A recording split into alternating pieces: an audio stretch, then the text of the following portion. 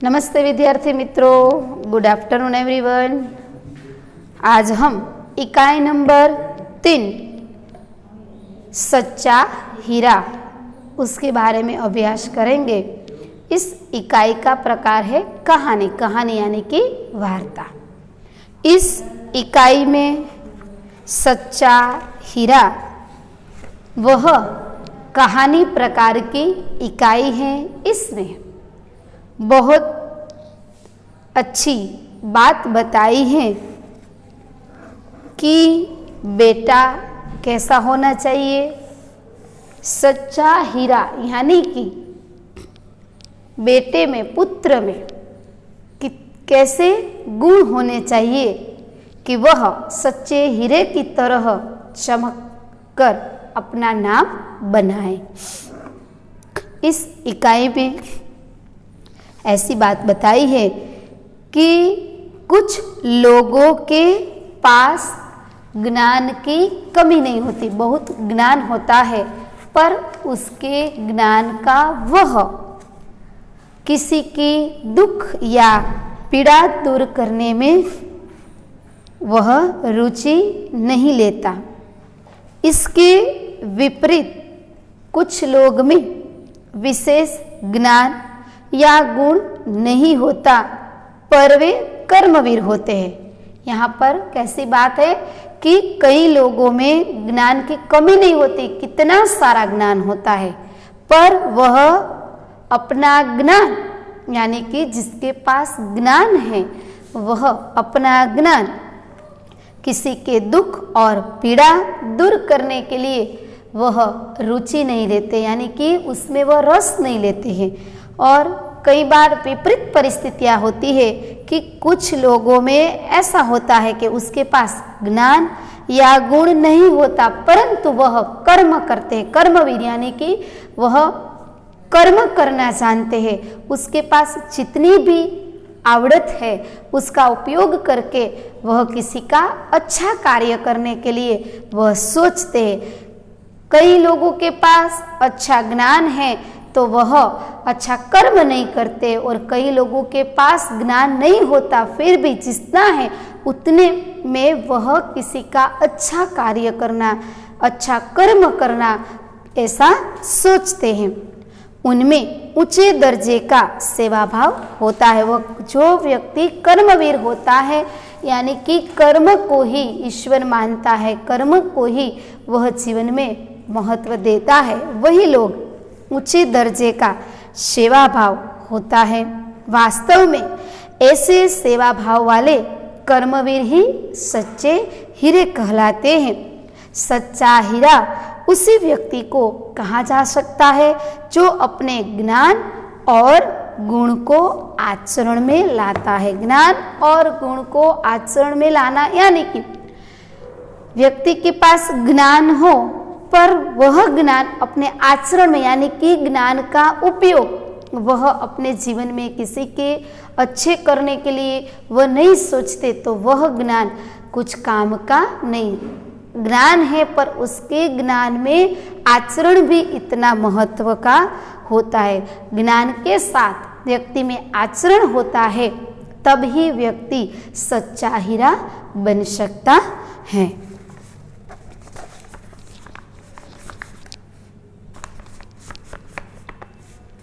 प्रस्तुत कहानी में व्यक्ति के ज्ञान के साथ साथ उसके कर्म को भी महत्व दिया गया है। अच्छा ज्ञान अच्छी बात है, लेकिन वह आचरण में नहीं है तो वह निरर्थक है। अच्छा ज्ञान अच्छी बात है, व्यक्ति पासे ज्ञान छे, खूब सारू ज्ञान छे, खूब सारी बात छे, परंतु ए ज्ञान छे એને જીવનમાં જો આચરણમાં ન લેવામાં આવે, એને અનુસરવામાં ન આવે, એને અનુસરી અને કાર્ય કરવામાં ન આવે તો એ જ્ઞાન છે એ કેવું છે, કોઈ ઉપયોગ વગરનું છે, એ નિરર્થક છે, એનું કાંઈ ઉપયોગ છે ને, કોઈ અર્થ વગરનું જ્ઞાન છે। इस बात को रोचक तरीके से यहाँ पर प्रस्तुत किया गया है। ज्ञान कैसा होना चाहिए, ज्ञान के साथ हमारे जीवन में उसके साथ साथ व्यक्ति के जीवन में उसका आचरण भी होना इतना ही आवश्यक है। ज्ञान के साथ व्यक्ति आचरण नहीं करता तो वह निरर्थक ज्ञान कहलाता है, उसका कोई अर्थ नहीं।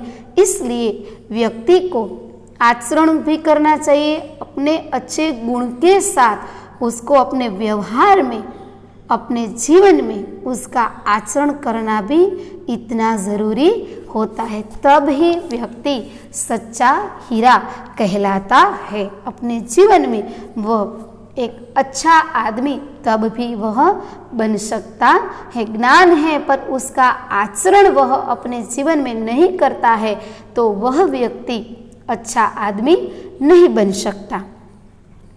अब हम इकाई की और चलते हैं। सूर्य अस्त हो रहा था, यानी कि सूर्य उदय होता है, उदय के बाद यानी कि उदय होता है तब सुबह होती है, अस्त होता है, अस्त होना यानी कि सूर्य अस्त हो जाने के बाद क्या होती है, शाम होती है। यह शाम के वातावरण की बात बताई गई है। यहाँ पर सूर्य अस्त हो रहा था यानी कि सूर्य आथमी रह्यो हतो। पक्षी चहचहाते हुए अपने अपने नीड़ की ओर जा रहे थे। पक्षियों का चहचहाना, पक्षी का चहचहाना यानी कि पक्षियों का बोलना। पक्षियों की आवाज को क्या कहते हैं, चहचहाना। આપણે ગુજરાતીમાં એને શું કહીએ, કિલકિલાટ કહીએ, અને હિન્દીમાં એને શું કહેવાય, ચહચહાના, ચહચહાते हुए यानी कि चहचहाना यानी कि चहचहाना यानी कि पक्षियों का बोलना।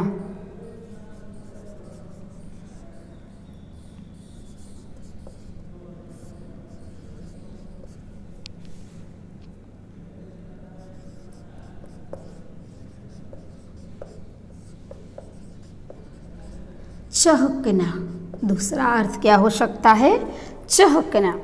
पक्षी चहचहाते हुए अपने अपने नीड की ओर जा रहे थे। नीड, नीड यानी कि घोंसला, घोंसला यानी कि पक्षी का गुजराती में शू कहवाय, माळो कहवाय, हिंदी में उसे क्या कहा जाता है, घोंसला। नीड यानी कि घोंसला।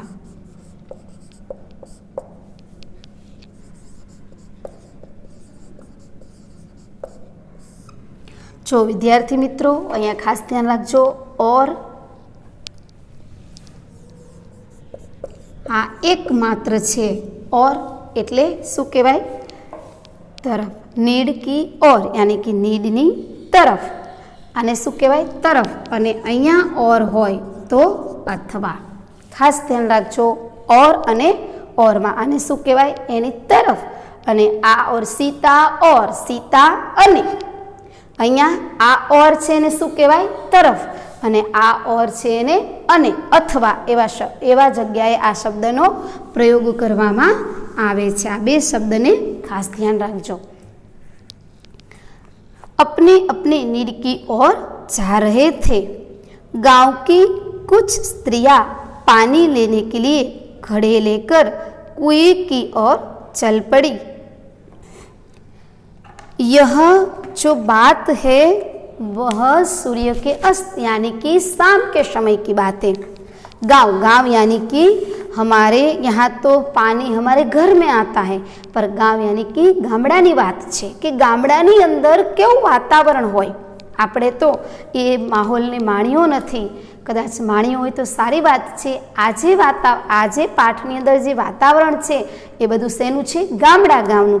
यहाँ पर दिया इकाई में जो बात बताई है कहानी, वह गांव की है, शहर की नहीं है। गांव में क्या होता है कि शाम होते ही या तो सबसे सुबह से पहले शुरुआत में जो प्रभात है उस समय स्त्रियां पानी भरने के लिए जाती है।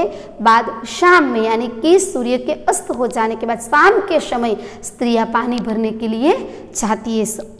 सुबह जल्दी सवेरे में जाती है और शाम के समय भी स्त्रियां पानी भरने के लिए कुएं की ओर जाती है, क्योंकि पहले के ज़माने में गांव में घर पर पानी नहीं आता था, इसलिए गांव में कहाँ जाना पड़ता था, तालाब में। तालाब के पास कुआं होता है, कुएं में से पीने का पानी वहीं से लेना पड़ता है।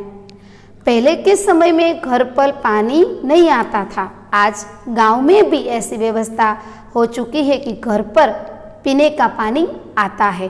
पहले के समय में ऐसी व्यवस्था नहीं थी, इसलिए स्त्रियां, गांव की कुछ स्त्रियां पानी लेने के लिए घड़े लेकर कुएं की ओर चल पड़ी। पानी भरकर कुछ स्त्रियां तो अपने घरों को लौट गई, परंतु इनमें से 4 कुएं की पक्की जगत यानी कि कुएं के ऊपर जो चबूतरा होता है बैठने का, वो उसे क्या कहा जाता है? जगत कहा जाता है। क्या कहा जाता है? जगत।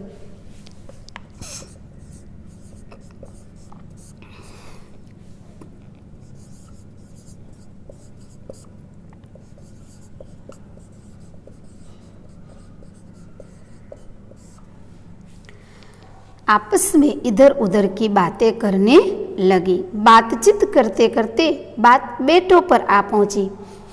आपके पाठ्य पुस्तक में आप चित्र देख सकते हैं। 14 नंबर के पेज पर जो चित्र दिया गया है उसमें आप देख सकते हैं कि कई स्त्रियां थी। इनमें 4 स्त्रियां कुएं के जगत पर, यानी कि कुएं के जो कुआं आपको दिखाई देता है उसके आसपास वहां पक्की क्या होती है? पक्की जगह होती है। पक्की जगह पर 3 स्त्रियां बैठी है और चौथी स्त्री पानी भरती हुई दिखाई देती है। तो बातचीत आपस में तीनों स्त्रियां बातचीत करती है और बातचीत करते करते बात अपने अपने बेटों पर, यानी कि तीनों जो स्त्रियां बैठी थी, 4 स्त्रियां, चौथी स्त्री पानी भरती थी और 3 स्त्रियां बैठी थी। आपस में बात करते करते बात अपने बेटों तक, यानी कि तीनों स्त्रियों के बेटों पर उन बात पर चर्चा होने लगी। पहले तो सब बैठकर आपस में बात करते थे। इनमें से आगे जाकर वह सबके बच्चे के बारे में बात करने लगी, यानी कि बात बेटों पर जा पहुंची। उनमें से एक की उम्र सबसे बड़ी लग रही थी। इनमें से सभी स्त्रियां थी, इनमें से एक स्त्री की उम्र, यानी कि उसकी उम्र जो थी वह थोड़ी बड़ी लग रही थी। वह कहने लगी, भगवान सबको मेरे जैसा बेटा दे, मेरा बेटा लाखों में एक है।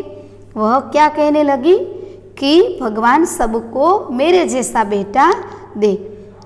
પોતાનું સંતાન હોય એને માતા છે, એની માતાને પોતાનું સંતાન જ સારું લાગે, એ તો વખાણેના છોકરા ના કરે ને। એ ગુજરાતીમાં કહેવત છે કે વરને કોણ વખાણે? વરની માં। એના જેવી વાત છે। એટલે કે કોઈ પણ સ્ત્રી હોય, કોઈ પણ માં હોય, એને હંમેશા એનું બાળક જે છે એ સારું જ લાગે ને સાચું જ લાગે। કદાચ એનામાં કોઈ પણ નબળાઈ હોય તો એની માને એ દેખાય નહીં। એવી જ રીતની આ વાત છે। इसलिए वह कहने लगी कि भगवान सबको मेरे बेटे जैसा बेटा दे, मेरा बेटा लाखों में एक है। एक स्त्री ने क्या कहा कि सबको मेरे जैसा बेटा दे, मेरा बेटा जो है वो लाखों में एक है, उसका कंठ बहुत मधुर है। कंठ यानी कि आवाज, उसका कंठ बहुत मधुर या मधुर है। मधुर यानी कि बहुत मीठा है, उसका आवाज बहुत सुंदर है, वह बहुत अच्छा गाता है, वह बहुत अच्छा गा सकता है। उसके गीत को सुनकर कोयल और मैना भी चुप हो जाती है। जो यहाँ पर देखा आपने, पहले अ पर एक मात्रा आई और दूसरी जगह पर कोयल और मैना। पहलो अ હતો એમાં એક માત્રા હતી એટલે તરફ થાય, અને પછીનો જે ઓર આવ્યો ત્યાં કોયલ ઓર મેના એવો શબ્દ આવ્યો। ઓર એટલે અને કોયલ અને મેના।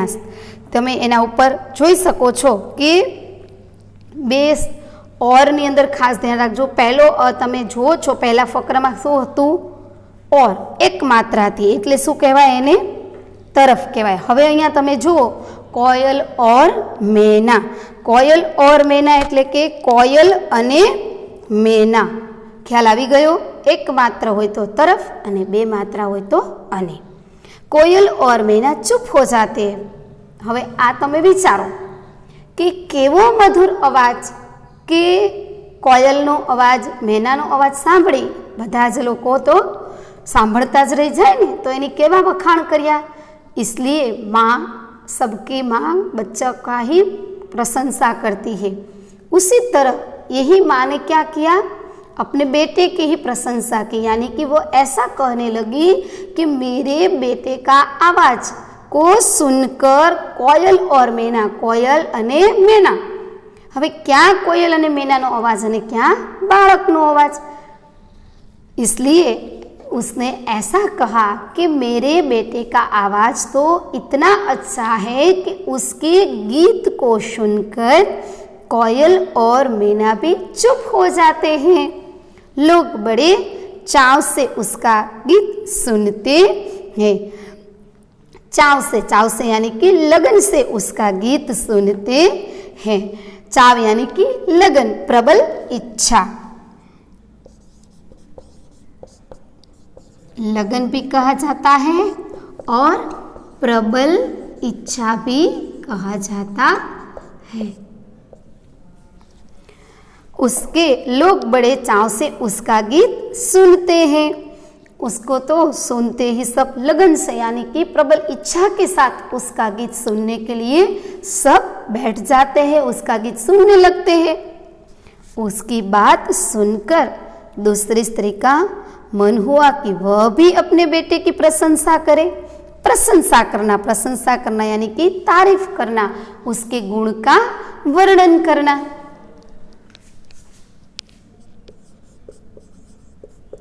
प्रशंसा करना यानी कि तारीफ करना, उसके गुणों का वर्णन करना।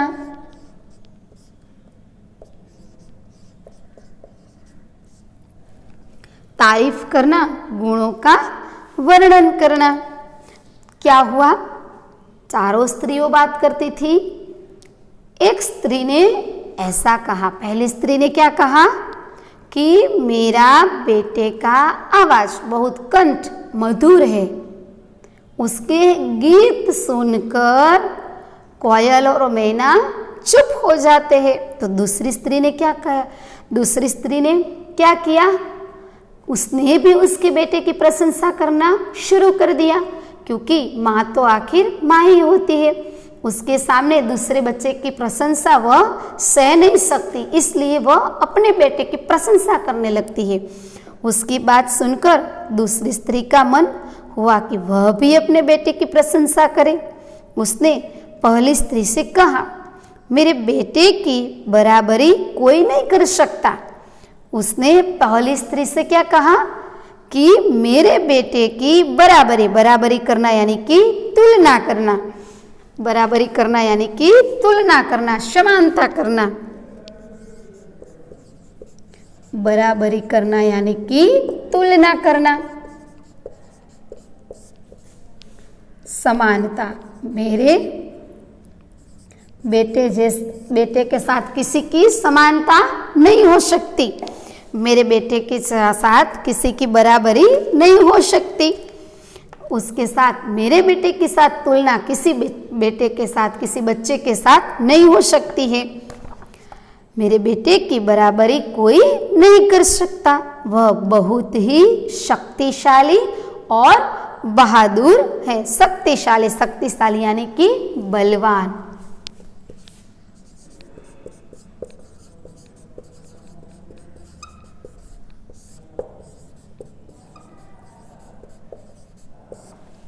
मेरे बेटे के बराबरी कोई नहीं कर सकता, वह तो बहुत बलवान है, बहादुर है, ताकतवान है, हिम्मतवान है।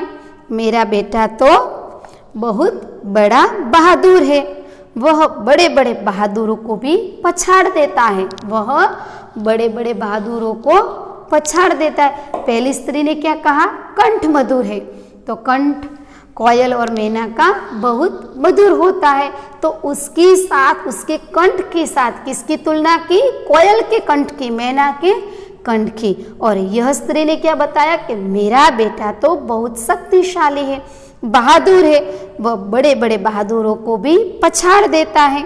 वह आधुनिक युग का भीम है। आधुनिक युग यानी कि इस युग का, अर्वाचीन युग का वह भीम यानी कि वह शक्तिशाली, वह शक्तिशाली था। इससे ज्यादा शक्ति किसी के पास नहीं थी, इसलिए उसने क्या कहा, भीम आधुनिक युग का भीम है। भीम की ताकत की बराबरी कोई किसी व्यक्ति किसी के साथ नहीं हो सकती, इसलिए उसने बलवान की, उसकी ताकतवर की किसके साथ तुलना बताई, भीम के साथ। यह सुनकर तीसरी औरत भला कैसे चुप रहती।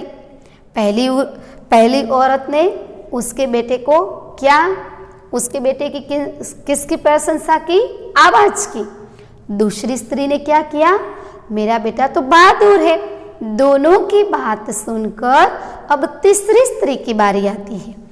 दोनों की बात सुनकर अब तीसरी स्त्री बोलती है। यह सब सुनकर तीसरी औरत भला कैसे चुप रहती। तीसरी स्त्री दोनों की बात सुनकर कैसे चुप रहती, क्योंकि अपने अपने बेटे की सब स्त्रियां क्या करने लगी, प्रशंसा करने लगी। दोनों स्त्री ने प्रशंसा की अपने बेटे की, इसलिए तीसरी स्त्री भी बोलने लगी कि मेरा बेटा भी कोई कम नहीं है। इसलिए उसने यह सुनकर तीसरी औरत भला कैसे चुप रहती, वह बोल उठी, मेरा बेटा साक्षात बृहस्पति का अवतार है। साक्षात यानी कि प्रत्यक्ष, साक्षात यानी कि प्रत्यक्ष।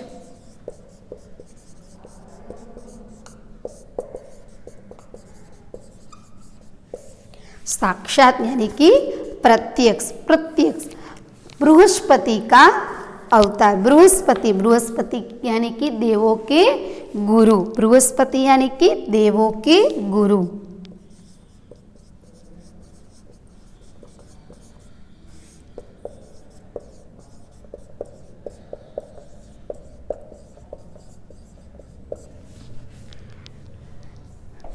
मेरा बेटा साक्षात बृहस्पति का अवतार है।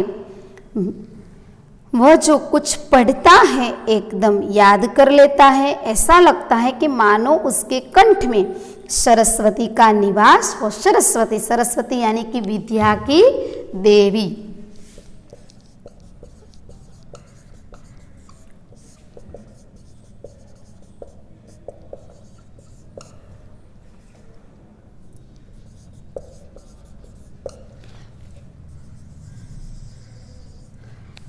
मेरा बेटा साक्षात बृहस्पति का अवतार है। वह जो कुछ पढ़ता है वह एकदम याद कर लेता है।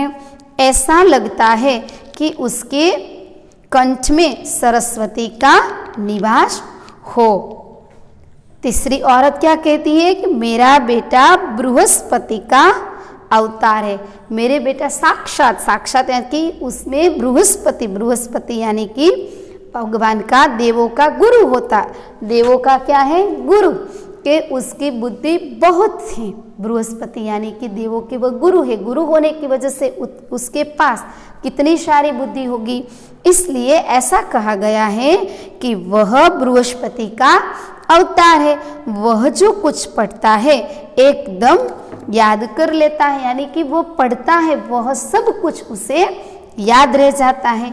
ऐसा लगता है मानो उसके कंठ में सरस्वती का निवास हो। ऐसा लगता है सरस्वती यानी कि विद्या की देवी। विद्या की देवी यानी कि सरस्वती की उपासना से, सरस्वती की प्रार्थना से व्यक्ति के जीवन में विद्या बहुत ज्यादा प्राप्त होती है। इसलिए वो ऐसा कहता है कि उसके कंठ में सरस्वती का निवास है, यानी कि उसके ऊपर सरस्वती का आशीर्वाद है। इसलिए वो जो कुछ पढ़ता है उसे याद रह जाता है।